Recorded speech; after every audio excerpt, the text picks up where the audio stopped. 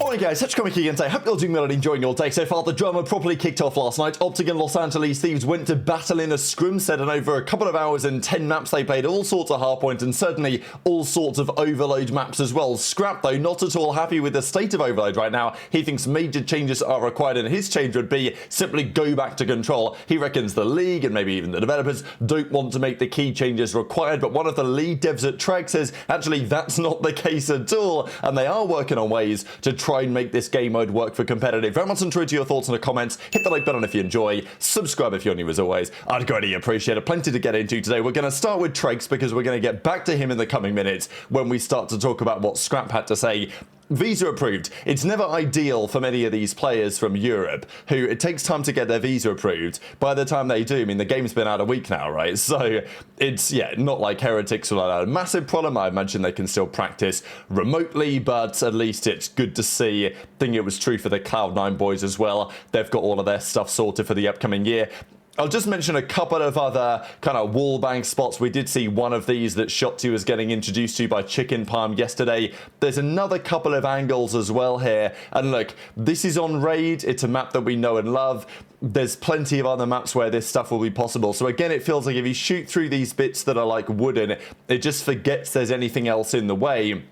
And if you do it at the right angle with certain weapons, there's potentially a B-bomb spot to watch out for as well. We'll see what, if anything, the developers do about this, or whether the CDL decide to ban anything. So, the last couple of days, the big drama when it comes to GAs and what the pros think about the current state of the game has been on the weapons. What about the M15? Is it time to ban it? They talked about a number of options over the last few days. Scrap was in favor of forcing a certain stock attachment on the weapon. Other ARs weren't. They wanted to ban it and go and use something else. They tried something else.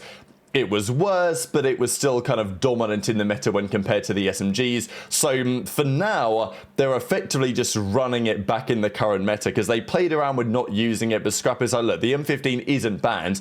Again, this shouldn't come as a massive surprise because it is the do-it-all easy weapon to use. The pros love it, right? So it's going to be difficult to get them to ban it. I think they might at some point, but they probably don't want to. Look, I'll keep pushing the narrative that we should be trying the M8. The pros will say, no, you can't use that. It's too overpowered because it can one burst and all this. But, you know, I'm pretty convinced if you mandated the M8 was the AR to be used, I don't think we'd be seeing 8 of them on the map. But who knows? We'll talk a little bit later today what Traixx might try and do to resolve this situation as well. Now, Scrap's a bit tongue-in-cheek here, right? So Hitch says, this one-gun meta is terrible. If we GA anything, I'm going to be very upset. We can't ruin the game already. So, you know, what he's saying here is he's kind of echoing the narrative of some that are anti-GA. And I think generally as a community, we don't like the pros banning stuff too early. But I think, you know, it's understandable that the pros, if they can find a reasonable solution to us using simply one gun, that was always the drama, right? That was always the debate. Back in World War II, we're talking 7 years ago now, it was a big debate when the HyDra came out. You guys might remember they basically introduced an M8 in World War II called the HyDra, and apparently when the pros used it in practice, there was 8 of them on the map. I don't know if I fully believe that. The PPS-8 was still plenty good enough, but the idea was if there is going to be a one-gun meta, and that's all that anyone uses, then I think it's understandable that they consider solutions. That's what Scrap has been trying to do over the last few days, and I feel like he's been getting a bit more flack, I think, Scrap, than he deserves, although what we'll discuss on the overload thing is still pretty entertaining. But I think there's also a fair argument to say, look, the game is only just here, they're going to make major balance updates, let's not ban anything quite yet before we see what the repercussions of that actually are. But of course, when it is a one-gun meta, of course it's going to raise some questions. So last night, the scrims got underway again, and this time we saw, this is a proper scrim set, right? This is OpTic versus the LA Thieves. In most people's eyes, the teams to beat in the game right now. OpTic, the reigning world champions. If there's another team that you'd look at for the new season, it's probably Thieves. I think FaZe look pretty good on paper as well. There's a few other good-looking teams on paper. that certainly OpTic and Thieves, they should be the teams to beat. Now, this was the absolute demolition job map. They destroyed Thieves here on Cortex 250 to 45. The other maps were far more competitive. We'll talk a little bit more about it later on today as well. The hardpoints were, I think, going in LA Thieves' favour once they played all of them. The overloads went in OpTic's favour, and they pretty much tied up the series 5-5. But we can see the M15 in action. Yeah, the Cortex was dominant from OpTic's perspective. You see Shotzzy popping a nice little 4-piece here to break the hill and close out the game. But it was looking good for the Thieves as well. It's interesting watching these early scrims. There's always plenty of mistakes getting made either way. This was 233 to 250. Thieves won that one on the raid. 243 to 250 here. 250 to 45 we saw, of course, on the Cortex. 228 to 250. So a ton of real close maps. This was on the Colossus. They lost this one 250 206. You can see Ken and Scrap and HyDra and aBeZy on the scoreboards here. So I thought it was, it was a good series from the perspective of competition. Both teams are making a fair share of mistakes, both a lot to learn in this series. These type of series are going to massively help these teams early doors. And it was good to see Kenny, I think, playing well as well, right? Obviously had a difficult last season with OpTic, and he had a pretty good scrim set last night. Feels like that dynamic, at least for now, is working pretty well. We'll see how Kenny gets on, of course, in this game when things probably get underway. Then we had the overloads. So this was what, the Den, that was a 5-0 to OpTic. We saw a 5-2 to Thieves. That was the only one that they won on overloads. And, well, there was another couple of screenshots as well, such as this one on the Scar. And then we go back to the start. So they played 10 maps, OpTic and Thieves, over a couple of hours. LA Thieves won the hardpoints 4-2. I know that OpTic will look back at some of those hardpoints, certainly the raid, and think, okay, probably should have won that one.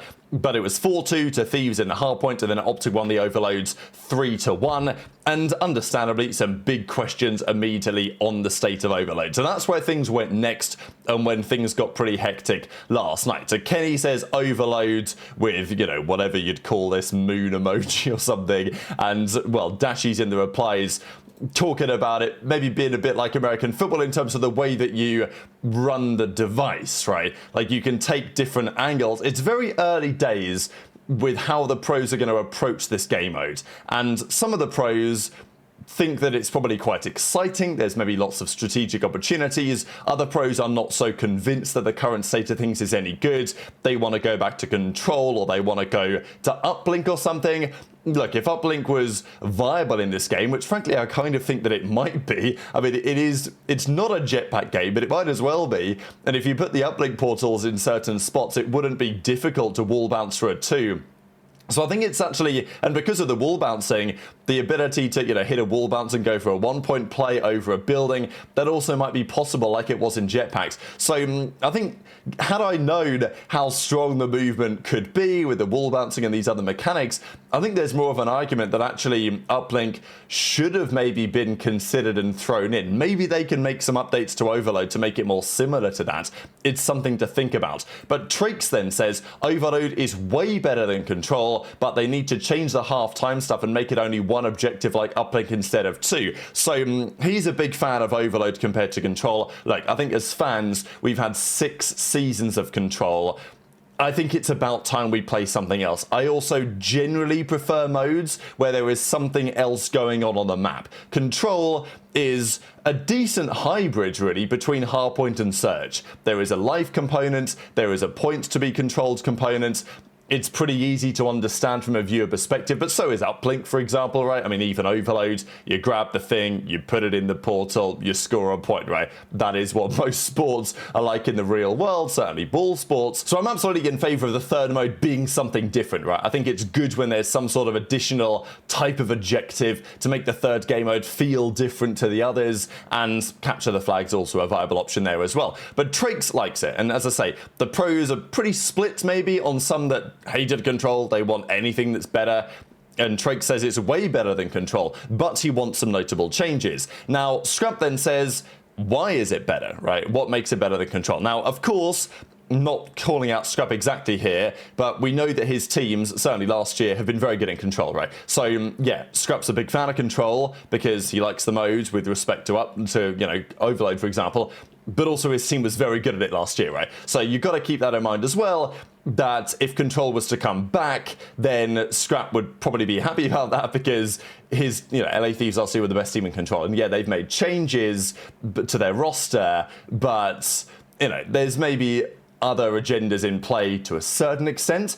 But I also think that Scrap makes some fair and some reasonable points on the current state of the mode. So Scrap says there's barely any strategy. Control had the highest skill gap of any mode the last couple of years, which is, I don't know if I fully agree with that, but that's Scrap's take on it.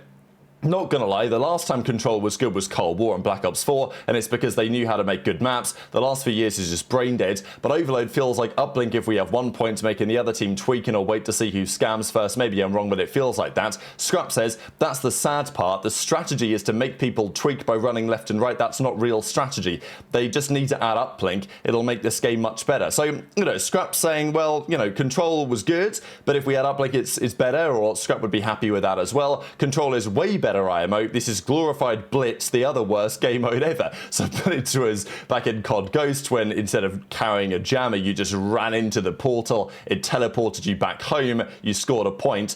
There was only one portal on the map for either team. Now, I think the Scrap's perspective on the strategy is to make people tweak by running left and right. I don't really like this take, because we're literally a week into the game.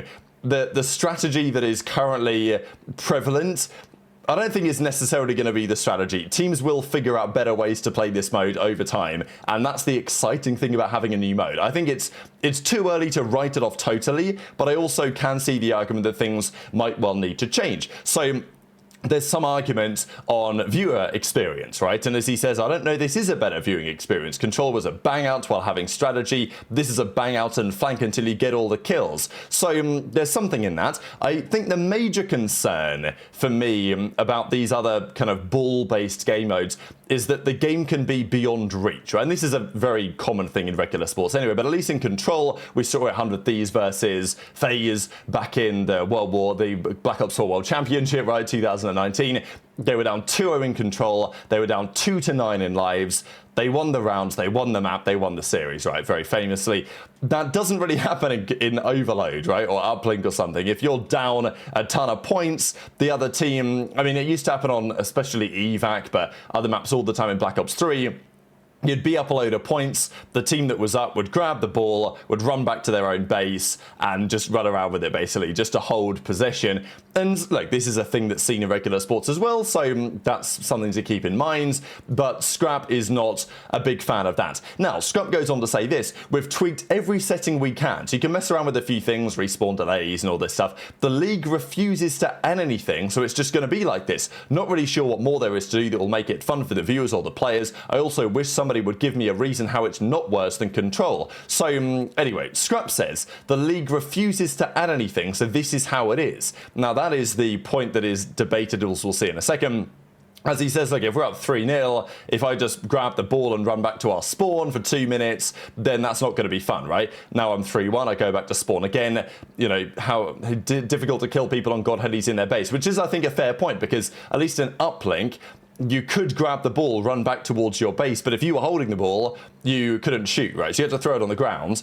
And then if you run back to your base and that you drop the ball on the ground and you have a team fight and they win the fight, then they pick up the ball and score a 2-point dunk, right? So, I think there is more strategy than Scrap gives it credit for, but what got kind of entertaining is this. So Matt Scrunts then replies to this quote tweet, as it were, from Scrap and says, not sure what Scrap is referring to when he says the league refuses to add anything. I've not personally had any feedback from Scrap, and none has been passed along. We have talked to various players, and our partners at the CDL will continue to do that. In Season 1, which comes out, I think, on the 4th of December, they're adding the option to force a pistol for the objective carrier. Now, the pistols are damn good, so I don't know, maybe the argument should be that he just has to hold it like a ball, so he has no gun at all. I don't know, I think that would be an interesting question.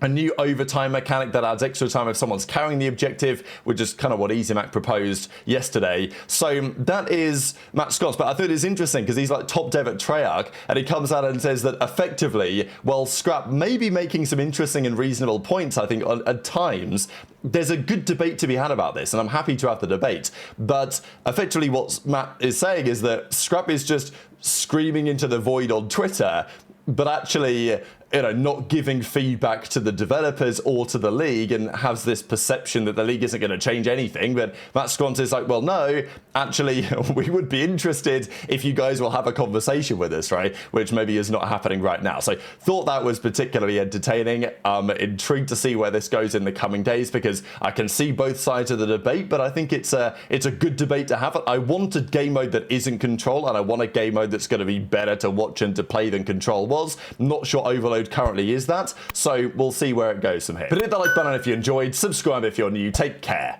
and I'll see you next time.